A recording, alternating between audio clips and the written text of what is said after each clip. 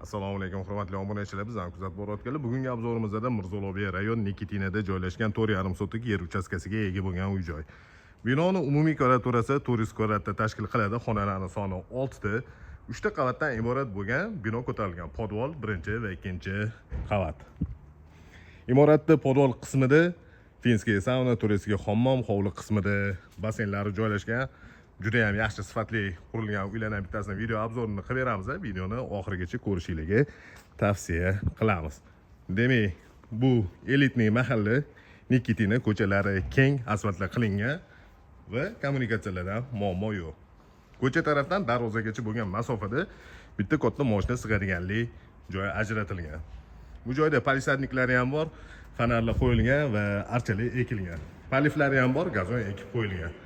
Avtomat darvoza orqali hovliga kirib kelamiz. Hovlini etagigacha yaxlit naves qilingan, 3 ta mashina sig'adiganlik joy ajratilgan. Imoratning ichiga kiradigan paradniy xodimizni mana ko'rsatib o'tgan joyimizda. Hovlini etagida yozgi oshxona joylashgan. Uni oldida hovli qismi uchun hojatxonasi bor. Hovlining ko'rinishi kattagina joy, zeleniy zona uchun ajratilgan, paliflar tashalgan, ko'plab daraxtlar ekib qo'yilgan. Bu joyda magnoliya daraxti bor, archa va yana bir nechta chiroyli, yaxshi sifatli daraxtlardan ekilgan.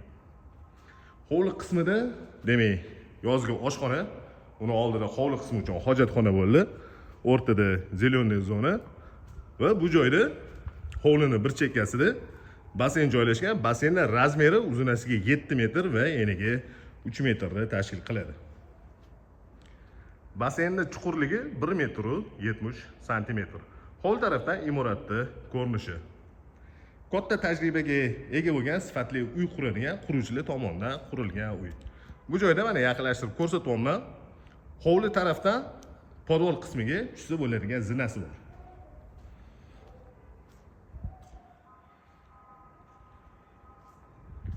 Endi uy ichiga kiramiz, xonalarning planirovkasi va remontlari bilan birgalikda tanishib chiqamiz.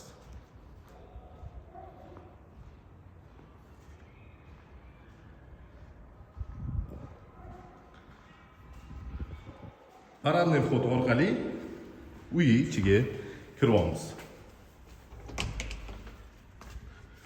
Demak, bu joyda prixojka bo'lyapti. Prixojka shkaflari yasatilgan, tayyor holatda.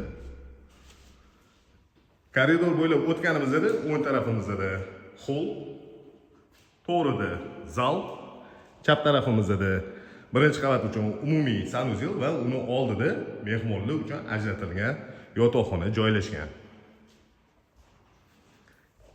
Imoratga kirishimiz bilan o'ng tarafda oshxona, kuxnya, stolovoya.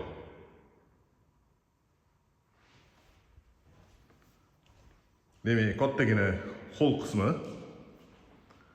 Patologlarni ham ko'rishingiz mumkin, juda ham chiroyli lyustra ilingan.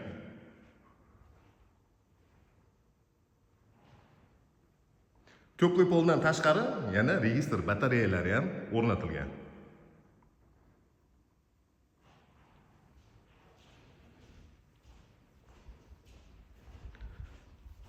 Bu joyda birinchi qavat uchun umumiy sanuzel bo'lyapti.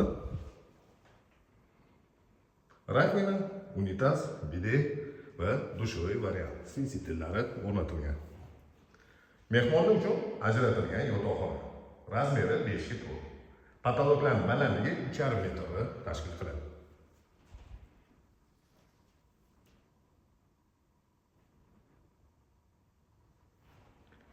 Imoratga kirganimizda to'g'rida zal joylashgan. Kattagina zal. Zalning razmeri uzunasiga 9 metr va eniga 5 metr. Devorlariga attachment ishlatilgan.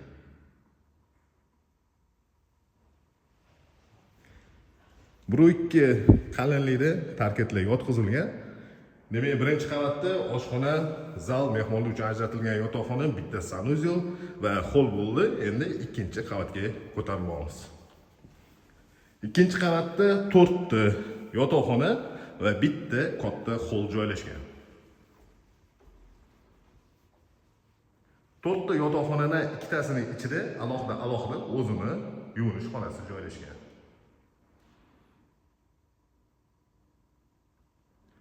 Demak, ikkinchi qavatga ko'tarildik va chap tarafdagi yotoqxonaning ichiga kiryapmiz. 6 ga 5 razmerdagi katta yotoqxona. Bu yotoqxonaning ichida garderob uchun ajratilgan xona va alohida o'zini sanuzyeli bor.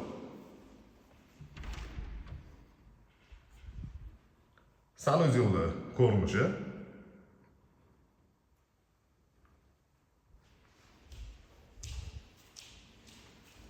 bu joyda taxminan 2 ga 2 razmerda garderob uchun ajratilgan xona.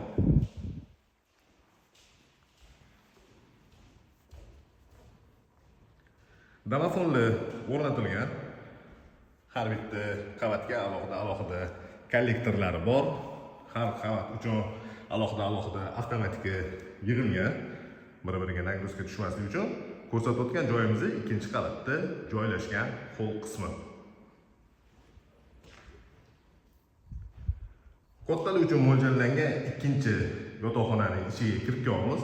Bu yotoqxonaning razmeri 5 ga 4. Hozirgi ko'rsatganimizdek bu xonaning ichida ham garderob uchun mo'ljallangan joyi va alohida o'zini sanuzyeli joylashgan.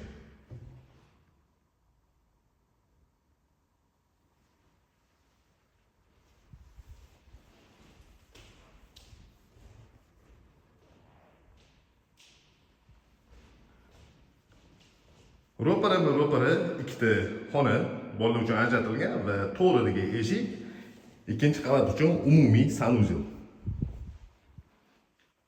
Umumiy yuvinish xonasini ko'rinishi bo'lyapti. Bu sanuzyel faqatgina bolalar uchun ishlatiladi. Ikkita xonani razmeri bir xil, 4 ga 3,5 razmerda. O'g'il bola, qiz bola bo'lsa, farzandlar alohida joylashtirsanglar ham bo'ladi. Aytib o'tganimizdek, bu xonani razmeri ham hozirgi ko'rsatgan xonamiz bilan bir xil.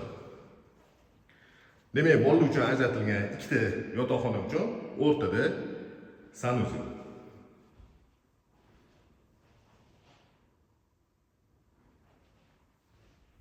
Ikkinchi qavatda 4 ta yotoqxona bo'ldi.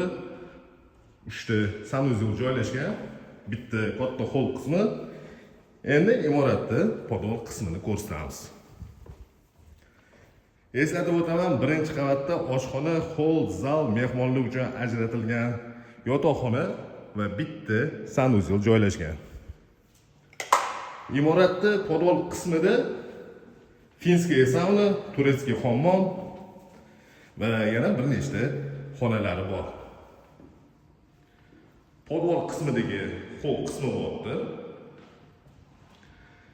Chap tarafdagi eshik orqali kirganimizda spa zonasi uchun ajratilgan joyga duch kelamiz. Demak, bu joyda ko'rsatayotgan joy stol-stullar qo'yib dam olib o'tiradigan joy. Bu eshigimiz hovliga chiqiladi. Alohida yana furtchkasi ham bor, ventilyatsiyadan tashqari toza havo aylanib turadi. Bu joyda turetskiy hammom va uni oldida finskiy sauna.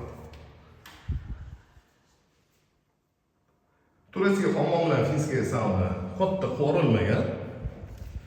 Hammani xohishi har xil bo'ladi. Kimgadir finskiy sauna, kimgadir turetskiy hammom yoqadi. Shu sifatdan bitta katta emas, alohida kompaktni qilib turetskiy hammom bilan finskiy sauna joylashtirilgan. Bu joyda prachka uchun alohida bitta xonasi bor. Ikkita kir yuvish mashinasi uchun vixtlar chiqargan, sovuq suv bilan kanalizatsiya va o'rtada trap. Bu joyda kichikroq rakvina, podol qismi uchun dushovoy,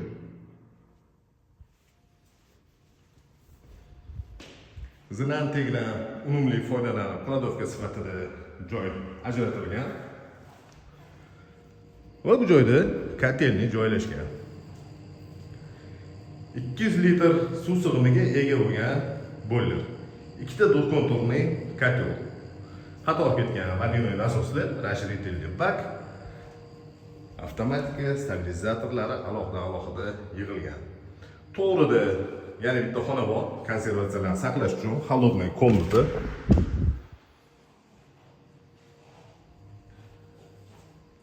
Chat tarafdagi xona damashli kinoteatr uchun mo'ljallangan. Bu xonada ham ko'rayotganinglardek vытяжкаlardan tashqari yana furtchkasi bor.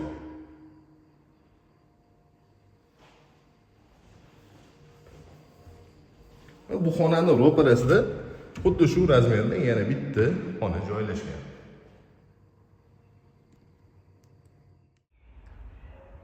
Bu ko'rsatgan uyimizda Mirzolobiy rayon Nikitinada joylashgan 4,5 sotik yer uchastkasiga ega bo'lgan uy-joy. Binoning umumiy kvadraturasi 400 kvadrat. 3 ta qavatdan iborat bo'lgan bino ko'tarilgan, podol 1 va 2 qavat, xonalarning soni 6 ta bo'ldi. Bu uyga qiziqadiganlar 99 856 7080 raqamiga murojaat qilishingiz mumkin.